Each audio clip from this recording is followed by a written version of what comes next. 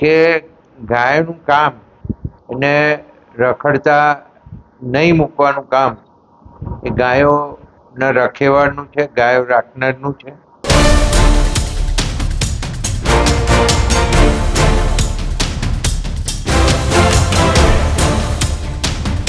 એનું ટેન્ડર છે એ પહેલું રદ કરો, કારણ કે એ કોઈ પ્રકારની કામગીરી નથી કરતું એવું જોવા મળ્યું છે.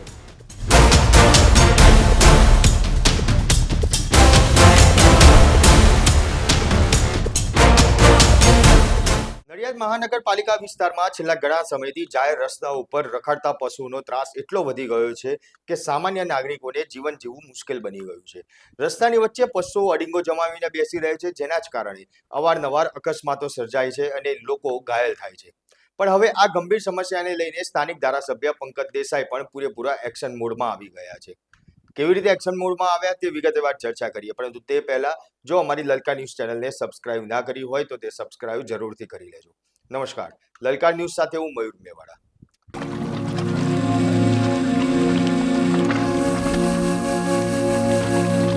ધારાસભ્ય પંકજ દેસાઈએ નડિયાદ મહાનગરપાલિકાના મ્યુનિસિપલ કમિશનરને એક ધારદાર પત્ર લખ્યો. પત્રમાં તેમણે પાલિકા તંત્રને સ્પષ્ટ શબ્દોમાં ચેતવણી આપી છે કે જો શહેરમાં ઢોર પકડવાની કામગીરી યોગ્ય રીતે ન થાય તો પશુ પકડવા માટે જે એજન્સીને કોન્ટ્રાક્ટ આપવામાં આવ્યો છે તેનું ટેન્ડર તાત્કાલિક અસરથી રદ કરવામાં આવે. ધારાસભ્યએ કમિશનર સમક્ષ ઉગ્ર રજૂઆત કરી છે અને નડિયાદના મુખ્ય માર્ગ અને સોસાયટીના વિસ્તારોમાં જે રખડતા ઢોરોની સંખ્યા સતત વધી રહી છે અને પાલિકાને હવે આળસ છોડી તેના ઉપર કામ કરવું પડશે તેવું પણ પંકજ દેસાઈ દ્વારા સ્પષ્ટ કહેવામાં આવ્યું છે.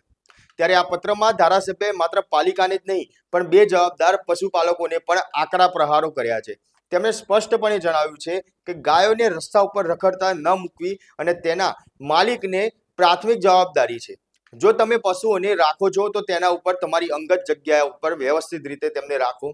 શહેરમાં વારંવાર થતા પશુઓના હુમલા રોકવા હવે જરૂરી બની ગયા છે. ત્યારે ધારાસભ્યએ એવું પણ સૂચન કર્યું છે કે જો લોકો પાસે વધુ સંખ્યામાં પશુ છે તો તેને શહેરી વિસ્તારમાં પશુઓ રાખવાને બદલે ગામડાની જગ્યાઓમાં રાખી પશુપાલન કરવું જોઈએ, જેથી શહેરી લોકોને તકલીફ ન પડે. ત્યારે આ જ બાબતે પંકજ દેસાઈ વધુમાં શું કહી રહ્યા છે તે એકવાર સાંભળી લઈએ. મેં ગઈકાલે કમિશનરશ્રીને લેખિત રજૂઆત કરી છે કે ગાયોના સંદર્ભે જે રસ્તા ઉપર ફરતી હોય છે એ બિલકુલ અયોગ્ય છે અને મેં વારંવાર રજૂઆતે કરી છે, પોલીસ કેસ પણ કરાયા છે. પણ આ તબક્કે હું એટલું જરૂર કહું કે ગાયોનું કામ એને રખડતા નહીં મૂકવાનું કામ એ ગાયોના રખેવાળનું છે, ગાયો રાખનારનું છે.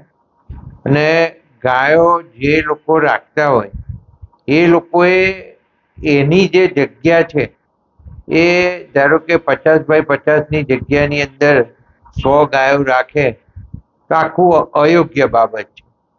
અને આ બધું ધ્યાને રાખી અને મ્યુનિસિપલ કમિશનરશ્રીએ કામ કરવું જોઈએ અને વારંવાર જે પ્રજા એના કારણે ગાય જે ગરમી છે એના કારણે એને કંઈક થાય અને એ હુમલા કરે અને હુમલા કરીને રગદોડી નાખે. ગઈકાલે જે બહેન અને એમના છોકરાને બેને જે રગદોડી નાખ્યો એ આખી ઘટના જે બની છે એ ખૂબ જ ગંભીર બાબત છે અને આવું વારંવાર થતું જોવા મળે છે. કે મારી શહેરના જે ગાયો રાખવાવાળાને પણ અપીલ છે કે તમે ગાયો તમારી યોગ્ય જગ્યાએ તમારા વાડાની અંદર રાખો અને જો વધારાની ગાયો હોય તો મહેરબાની કરીને શહેરમાં રાખશો નહીં, એને બહાર ગામડાની અંદર તમે જગ્યા લઈ લો અને ગામડાની અંદર એને તમે જગ્યામાં જુદી રાખો અને તમારે જે ધોવાનો ટાઈમ હોય કે ચરાવવાનો ટાઈમ હોય તો ગામડામાં ચરાવે અને ત્યાં ખવડાવે. હું એવું ખાસ આ વખતે અપીલ કરીને આ લોકોને ગાયોના રખેવાળાને કહું છું. એટલે એવું કરવું જરૂરી. બીજું કે અહીંયા પણ જે એના માટે પકડવા માટેની જે ટીમ છે જેનું ટેન્ડર છે એ કોઈ પ્રકારની કામગીરી કરતું નથી. એટલે આ ટેન્ડર રદ કરવું જોઈએ, નવેસરથી ટેન્ડર બહાર પાડવું જોઈએ અને અહીંયા યોગ્ય રીતે ધ્યાન આપી અને દરેક રસ્તાઓ પર મોડા સુધી ફરે અને ગાયો રખડતી હોય તો એને ઢોરોના ડબ્બામાં પૂરે, એવું મારું આ તબક્કે કમિશનર શ્રીને સૂચન છે અને મારી અપીલ પણ છે. અને કાયદાકીય રીતે જે જોગવાઈ છે એ કાયદાની જોગવાઈ હેઠળ એ તમામ પ્રકારની આની સામે કામગીરી કરે એવું આ તબક્કે હું ખાસ પ્રજા તરફથી આ કહી રહ્યો છું. તમે આ રજૂઆત કરી તો પણ જો શહેરમાં ગાયો જોવા મળશે તો શું એક્શન લેવાનું? એટલે મેં એ જ કહ્યું કે જેનું ટેન્ડર છે એ પહેલું રદ કરો, કારણ કે એ કોઈ પ્રકારની કામગીરી નથી કરતું એવું જોવા મળ્યું છે અને એ રદ થાય, નવું ટેન્ડર આવે અને પકડવાની કામગીરી યોગ્ય રીતે થવી જ જોઈએ. પંકજ દેસાઈ દ્વારા આ પત્ર એટલા માટે ખાસ લખવો પડ્યો કે નડિયાદ વિસ્તારમાં દિન પ્રતિદિન જે પશુ છે તેમનો હુમલાના જે બનાવ છે તે દિન પ્રતિદિન વધી રહ્યા છે અને એટલા જ માટે હવે પંકજ દેસાઈએ આકરા પાણીએ જોવા મળ્યા હતા.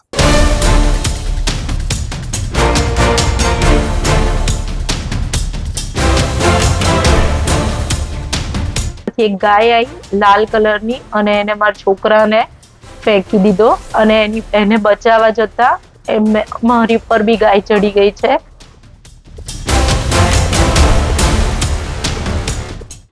થોડા દિવસ પહેલા એટલે કે 3-4 દિવસ પહેલાની જ વાત છે. એક માતા અને તેનો દીકરો જ્યારે રોડ ઉપરથી પસાર થઈ રહ્યા હતા ત્યારે એક ગાય દ્વારા તેમની ઉપર હુમલો કરવામાં આવ્યો હતો, જેની અંદર એ માતા અને જે દીકરો છે તે ગંભીર રીતે ઘાયલ થયા હતા. તેમને હોસ્પિટલ સારવાર અર્થે ખસેડવામાં આવ્યા અને આ ગંભીર રીતે જે માતા અને દીકરો ઘાયલ થયા હતા ત્યારે આ બાબતની જાણ જ્યારે ધારાસભ્ય પંકજ દેસાઈને કરવામાં આવી ત્યારબાદ પંકજ દેસાઈ છે કે જે ખૂબ જ આકરા પાણીએ જોવા મળ્યા અને તેમને આખરે જે મ્યુનિસિપલ કોર્પોરેશનના જે કમિશનર છે તેમને આ પત્ર લખી તેમની રજૂઆત છે તે કરવાની ફરજ પડી હતી. ત્યારે જે ઘાયલ માતા છે તે શું કહી રહ્યા છે એકવાર સાંભળી લઈએ. હું મારી ફ્રેન્ડને મળવા જતી હતી ત્યારે ગીતાંજલિ પાછળથી એક ગાય આવી લાલ કલરની અને એને મારા છોકરાને ફેંકી દીધો અને એને બચાવવા જતા મારી ઉપર બી ગાય ચડી ગઈ છે. મારા છોકરાને બી એટલું બધું માર્યું છે અને મને બી બહુ જ માર્યું છે. મને છાતીમાં ઈજા થઈ છે, હાથે પગે બધે છોલાઈ ગયું છે. તો મારી મહાનગરપાલિકાને એટલી જ અપીલ છે કે ગાયોને રખડતી લઈ કરે જે બી કરે પણ એને છૂટી ના રહેવા દે. આજે તો હું અને મારો છોકરો તોય બચી ગયા છે, કાલ ઉઠીને કોઈને બી કશું પણ થઈ શકે એમ છે. બહુ જ ગાયો ને કૂતરાઓ બી બહુ જ છે, એટલો જ ત્રાસ છે. એટલે તમે એ બધા જુઓ અને એનું જલ્દી નિયંત્રણ લાવો. હું ચીસાચીસ કરવા લાગી ત્યારે અમારા સોસાયટીના બહુ બધા આખા ફેમિલી બધા દોડ્યા પણ એ ગાય છોડતી જ નહોતી, એટલું બધું અમને 2 જણને માર્યું છે. 4 વર્ષની ઉંમર છે, એને તો બધે એક્સરે કરાવવા પડ્યા છે હાથે પગે, પણ ભગવાનની કૃપાથી એને કશું આવ્યું નથી. એક્સરેમાં પણ બહુ જ છોલાઈ ગયો છે, બરડે છે, હાથે છે, પગે, મોઢે બધે જ છે. આ સિવાય એક મોટી સમસ્યા એ છે કે જ્યારે પણ પાલિકાની ટીમ ગાયોને પકડવા માટે જાય છે ત્યારે પશુ માલિકો બાઇક લઈને પાછળ ફરે છે અને ટીમ સાથે ઘર્ષણ કરે છે, તેમની ઉપર હુમલા કરે છે. આના ઉકેલ માટે ધારાસભ્યએ કમિશનરને સ્પષ્ટ શબ્દમાં કહ્યું કે હવેથી જ્યારે પણ પાલિકાની ટીમ ઢોર પકડવા માટે નીકળે ત્યારે તેમની પાસે પોલીસના પ્રોટેક્શન રાખવું અનિવાર્ય છે અને સાથે સાથે વિડીયો કેમેરા અને જો શક્ય બને તો ત્યાં આગળ મીડિયાની ટીમ પણ હાજર રાખવામાં આવે તેવું સજેશન છે તે પણ આપવામાં આવ્યું છે. ત્યારે પંકજ દેસાઈ આ મુદ્દે શું કહી રહ્યા છે તે એકવાર સાંભળી લઈએ. ગાયો જ્યારે પકડવા જતા હોય છે ત્યારે 25-30 જણના જે પશુપાલકો એમના ટોળા સાથે હોય છે તો ગાયો પકડવા નહીં દેતા, તો એના માટે કોઈ કાર્યવાહી કે કોઈ ફરિયાદ કરવામાં? એટલે મારું જે ગાયો પકડવાની ટીમ હોય, મ્યુનિસિપલ કોર્પોરેશન હોય અને જે ડેપ્યુટી કમિશનર આને લાગતા વળગતા એ તમામે એક આયોજન એવી રીતના કરવું જોઈએ કે પોલીસની ટીમ સાથે જે પકડવા વાળાનું જેનું ટેન્ડર હોય એની ટીમ અને એની જોડે પત્રકાર અથવા વિડીયો બનાવતા મિત્રો જે પત્રકારો છે એમને સાથે એક ટીમ બનાવી અને આ આખું આયોજન કરવું જોઈએ, જેથી ખુલ્લું પડી જાય કે કોણ આ ઢોર પકડવા આવતા જે ટીમને રોકી રહ્યું છે, અને એ વિડીયો મારફતે પોલીસને મળે અને કમિશનર શ્રી એની ફરિયાદો કરે. એ ખૂબ જરૂરી છે અને આ કરવું જ જોઈશે. એટલે હું આ તબક્કે ખાસ કરીને કહું છું કે આ કામગીરી કરે. તો મિત્રો, નડિયાદ ધારાસભ્ય પંકજ દેસાઈનું આ કડક વલણ ખરેખર પ્રશંસનીય છે. શું તમને લાગે છે કે આ પત્ર પછી નડિયાદના રસ્તા ઉપર રખડતા પશુઓથી મુક્ત થશે? તમારા વિસ્તારમાં જો આવા રખડતા ઢોરની સમસ્યા પરિસ્થિતિ ઉદ્ભવતી હોય તો અમને કોમેન્ટ બોક્સમાં જરૂરથી જણાવજો. આપના પોતાના પ્લેટફોર્મ લલકારને લાઈક કરો, ફોલો કરો, સબસ્ક્રાઇબ કરો અને શેર કરો.